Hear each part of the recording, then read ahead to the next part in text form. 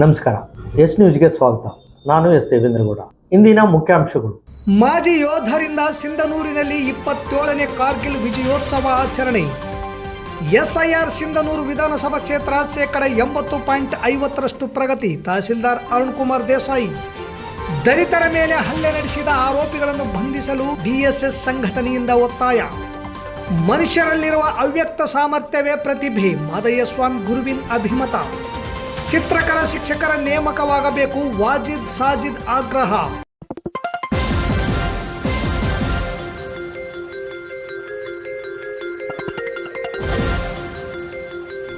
S news, ಇದು ನಿಮ್ಮ ಧ್ವನಿ. ವಾರ್ತೆಗಳ ವಿವರ.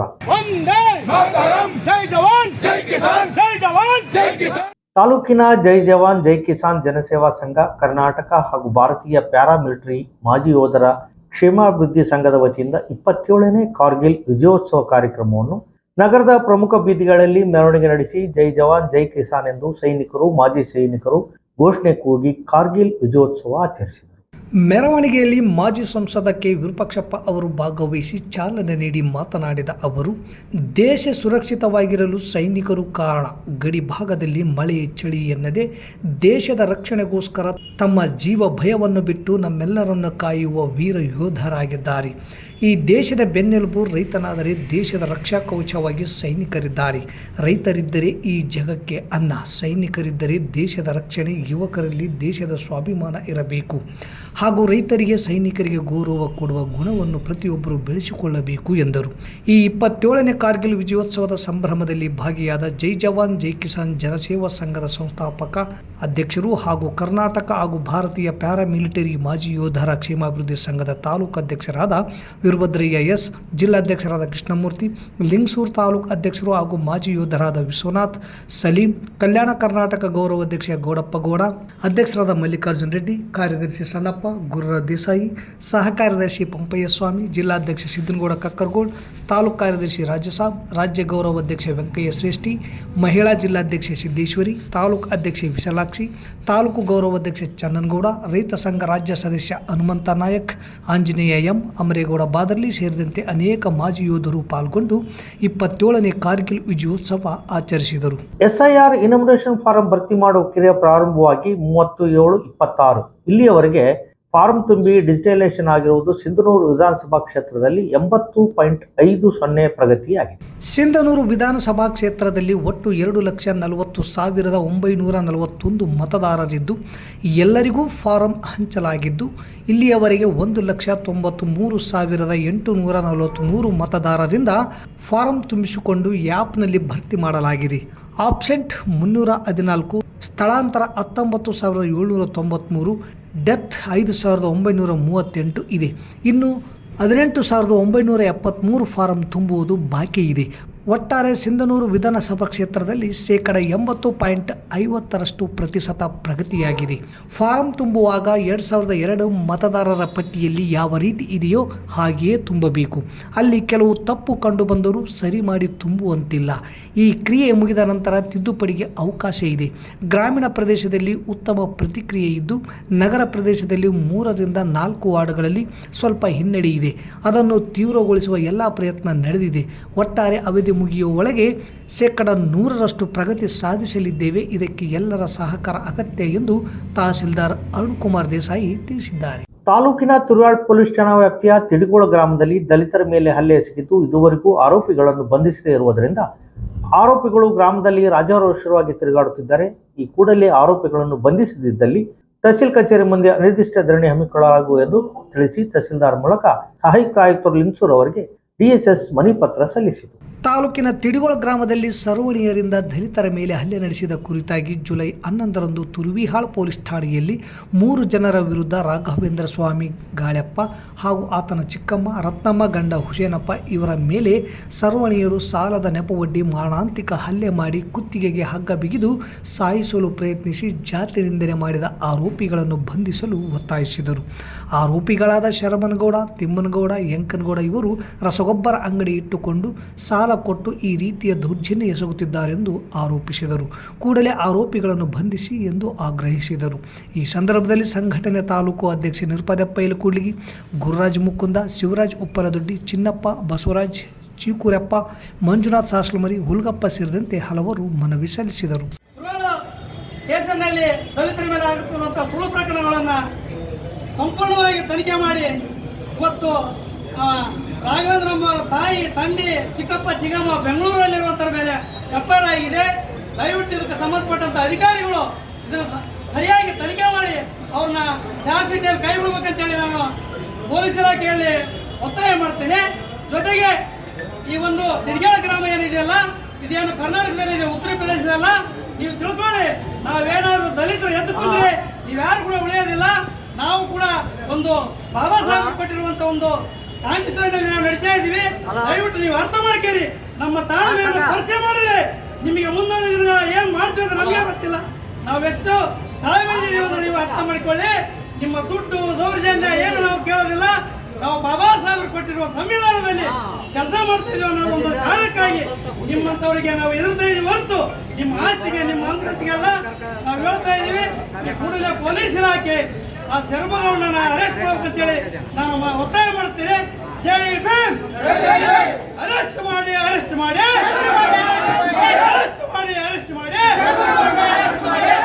ಪ್ರತಿಭೆ ಅಂದರೆ ಏನು? ಪ್ರತಿಭೆ ಅನ್ನುವುದು ಬರೀ ಕೇವಲ ಮನುಷ್ಯರಿಗಲ್ಲದೆ ಸಸ್ಯಗಳಲ್ಲಿ, ಪ್ರಾಣಿಗಳಲ್ಲಿ ಒಂದು ಸಣ್ಣ ಬೀಜದಲ್ಲಿ ಕೂಡ ಬೃಹತ್ ಮರವಾಗಿ ಬೆಳೆಯುವ ಸಾಮರ್ಥ್ಯದ ಪ್ರತಿಭೆ ಇದೆ. ಇದೇ ಪ್ರತಿಭೆ ಮನುಷ್ಯರಲ್ಲಿರುವ ಸಾಮರ್ಥ್ಯ ಅವ್ಯಕ್ತವಾಗಿ ಅದನ್ನು ವ್ಯಕ್ತಪಡಿಸಿದಾಗ ಪ್ರತಿಭೆಯಾಗಿ ಕಾಣುತ್ತದೆ. ಇಂತಹ ಪ್ರತಿಭೆಗಳನ್ನು ಗುರುತಿಸುವ ಕೆಲಸ ಸಮಾಜದ ಕರ್ತವ್ಯ, ಜೊತೆಗೆ ಜವಾಬ್ದಾರಿ ಕೂಡ ಆಗಿದೆ. ಪ್ರತಿಭಾವಂತರನ್ನು ಗುರುತಿಸಿ ಪ್ರತಿಭಾ ಪುರಸ್ಕಾರ ನೀಡಿ ಇನ್ನೂ ಹೆಚ್ಚಿನ ಅಭ್ಯಾಸ ಮಾಡಿ ಉನ್ನತ ಮಟ್ಟದಲ್ಲಿ IPS, IAS, doctor, lawyer, engineering ಆಗಲಿ ಎಂಬುದೊಂದು ಪ್ರತಿಯೊಂದು ಸಮಾಜದ ಕಳಕಳಿಯಾಗಿದೆ ಎಂದು ತುರುವಾಳ ಪಟ್ಟಣದ ಅಮೋಘ ಸಿದ್ದೇಶ್ವರ ಮಠದ ಮಾದಯ್ಯ ಸ್ವಾಮಿ ಗುರುವಿನ್ ಹೇಳಿದರು. ನಗರದ ಕನಕದಾಸ್ ಕಲ್ಯಾಣ ಮಂಟಪದಲ್ಲಿ ನಡೆದ ತಾಲೂಕು ಕುರುಬರ ಸಂಘ ಹಾಗೂ ಕನಕ ನೌಕರರ ಸಂಘ ಮತ್ತು ಮಹಿಳಾ ಘಟಕದಿಂದ 2025-26ನೇ ಸಾಲಿನ SSLC ಮತ್ತು PUCಯಲ್ಲಿ ಉತ್ತಮ ಅಂಕಗಳನ್ನು ಪಡೆದ ವಿದ್ಯಾರ್ಥಿಗಳಿಗೆ ಹಾಗೂ ವಿವಿಧ ಕ್ಷೇತ್ರದಲ್ಲಿ ಸಾಧನೆ ಮಾಡಿದ ಸಮಾಜದ ಸಾಧಕರಿಗೆ ಪ್ರತಿಭಾ ಪುರಸ್ಕಾರ ಕಾರ್ಯಕ್ರಮದಲ್ಲಿ ದಿವ್ಯ ಸಾನ್ನಿಧ್ಯವನ್ನು ವಹಿಸಿ ಅವರು ಮಾತನಾಡಿದರು. ಈ ಕಾರ್ಯಕ್ರಮವನ್ನು ಉದ್ಘಾಟಿಸಿದ ಮಾಜಿ ಸಂಸದರು ಹಾಗೂ ಸಮಾಜದ ಹಿರಿಯರಾದ ಕೆ. ವಿರೂಪಾಕ್ಷಪ್ಪ ಅವರು ಮಾತನಾಡಿ, ಬಡತನದಲ್ಲಿ ನೊಂದು ಬೆಂದು ಬೆಳೆದ ಮಕ್ಕಳಲ್ಲಿ ಛಲ ಹುಟ್ಟುತ್ತದೆ. ಪೋಷಕರು ಕಷ್ಟಪಡುವುದನ್ನು ನೋಡಿ ಬೆಳೆದ ಮಕ್ಕಳು ಪೋಷಕರನ್ನು ಉತ್ತಮ ರೀತಿಯಲ್ಲಿ ನೋಡಿಕೊಳ್ಳಬೇಕೆಂಬ ಕಾರಣಕ್ಕೆ ಮತ್ತು ಸಮಾಜದಲ್ಲಿ ಉತ್ತಮ ನಾಗರಿಕನಾಗಬೇಕೆಂಬ ಛಲವನ್ನಿಟ್ಟುಕೊಂಡು IAS, IPSನಂತಹ ಉನ್ನತ ಹುದ್ದೆ ಅಧಿಕಾರಿಗಳಾಗಿದ್ದಾರೆ. ಸಣ್ಣ ಸಣ್ಣ ಕನಸುಗಳನ್ನು ಕಾಣದೆ ದೊಡ್ಡ ದೊಡ್ಡ ಕನಸುಗಳನ್ನು ಕಾಣಬೇಕು. ಅಂದಾಗ ಮಾತ್ರ ನೀವು ಸಮಾಜದಲ್ಲಿ ಏನಾದರೊಂದು ಸಾಧಿಸೋಕೆ ಸಾಧ್ಯ ಎಂದು ಪ್ರತಿಭಾ ಪುರಸ್ಕಾರ ಸನ್ಮಾನಿತಗೊಂಡಂತಹ ಮಕ್ಕಳಿಗೆ ಕಿವಿಮಾತು ಹೇಳಿದರು. ಪ್ರಜಾಪ್ರಭುತ್ವದ ವ್ಯವಸ್ಥೆಯಲ್ಲಿ ಸ್ವಾತಂತ್ರ್ಯ ಪಡೆದು 7 ದಶಕಗಳು ಕಳೆದರೂ ಕೂಡ ನಮ್ಮ ಹಕ್ಕುಗಳನ್ನು ಪಡೆಯಲು ಸಾಧ್ಯವಾಗುತ್ತಿಲ್ಲ. ಪ್ರತಿಯೊಬ್ಬ ಪಾಲಕರಲ್ಲಿ ಈಗ ತಮ್ಮ ಮಕ್ಕಳನ್ನು ಶಿಕ್ಷಣವಂತರನ್ನಾಗಿ ಮಾಡಬೇಕೆಂಬ ಮನಸ್ಥಿತಿ ಬಂದಿರುವುದು ಶ್ಲಾಘನೀಯ ಎಂದರು. ವಿಧಾನಸಭಾ ಸಚೇತಕ ಕುಷ್ಟಗಿ ಶಾಸಕ ದೊಡ್ಡನಗೌಡ ಪಾಟೀಲ್ ಮಾತನಾಡಿ, ಉತ್ತಮ ಫಲಿತಾಂಶ ಸಾಧನೆಗೆ ಸನ್ಮಾನ ಸೂಕ್ತವಾದುದು. ಸಮಾಜಮುಖಿ ಕಾರ್ಯಕ್ಕೆ ನಾವೆಲ್ಲರೂ ಮುಂದಾಗಬೇಕು ಮತ್ತು ಮಾನವೀಯ ಮೌಲ್ಯಗಳನ್ನು ಬೆಳೆಸಿಕೊಳ್ಳಬೇಕು ಮತ್ತು ಸಮಾಜದ ಹಿರಿಯರಾದ ಕೆ. ವಿರೂಪಾಕ್ಷಪ್ಪನವರ 85ನೇ ವರ್ಷದಲ್ಲಿ ಇರುವ ಉತ್ಸಾಹ ಮತ್ತು ಪ್ರೋತ್ಸಾಹ ನಮ್ಮೆಲ್ಲರಿಗೂ ಸ್ಫೂರ್ತಿಯಾಗಬೇಕು ಎಂದರು. ಮಸ್ಕಿ ಶಾಸಕ ಬಸನಗೌಡ ತುರ್ವಿಹಾಳ್ ಮಾತನಾಡಿ, ಪ್ರತಿ ಸಮಾಜದಲ್ಲಿ ಪ್ರತಿಭಾ ಪುರಸ್ಕಾರ ನಡೆಯಬೇಕು. ಅದು ಇತರೆ ಮಕ್ಕಳಿಗೆ ನಾವು ಕೂಡ ಪುರಸ್ಕಾರಕ್ಕೆ ಭಾಜನರಾಗಬೇಕೆಂಬ ಮನೋಭಾವನೆ ಬೆಳೆಯುತ್ತದೆ.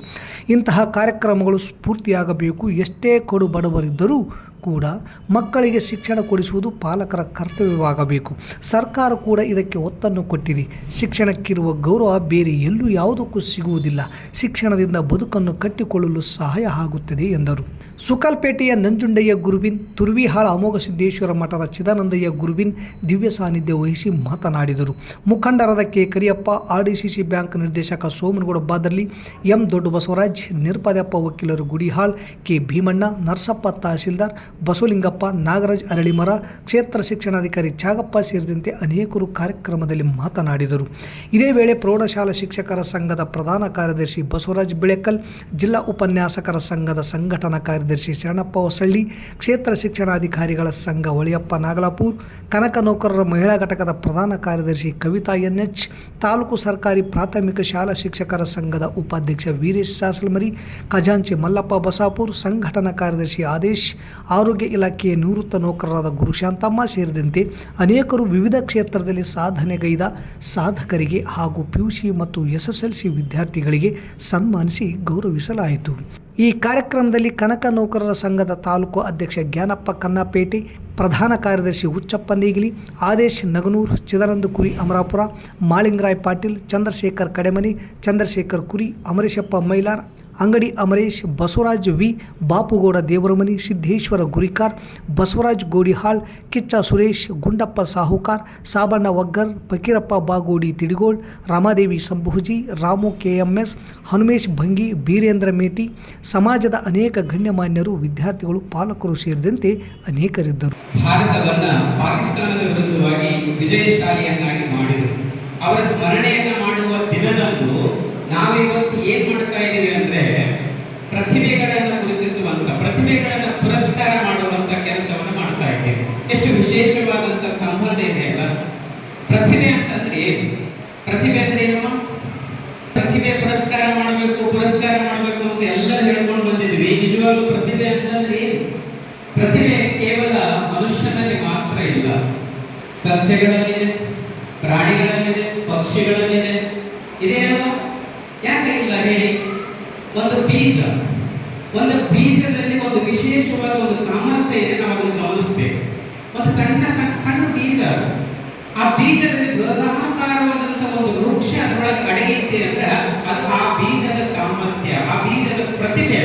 ಸಿಂಧನೂರಿನ ಸರ್ವೋದಯ ಶಾಲೆಯ ಬಳಿ ಇರುವ ವಿರಂಚಿ ಆರ್ಟ್ ಗ್ಯಾಲರಿಯಲ್ಲಿ ಕನ್ನಡ ಮತ್ತು ಸಂಸ್ಕೃತಿ ಇಲಾಖೆಯಿಂದ ಚಿತ್ರಕಲಾವಿದ ಉಮೇಶ್ ಪತ್ತಾರ್ ಏಕವ್ಯಕ್ತಿ ಚಿತ್ರಕಲಾ ಪ್ರದರ್ಶನ ಮಾನ್ವಿ ತಾಲೂಕಿನ ಹಿರಿಯ ಚಿತ್ರಕಲಾವಿದರಾದ ವಾಜಿದ್ ಸಾದಿಕ್ ಉದ್ಘಾಟಿಸಿ ಚಿತ್ರಕಲಾ ಶಿಕ್ಷಕರು ನೇಮಕವಾಗಬೇಕು ಎಂದರು.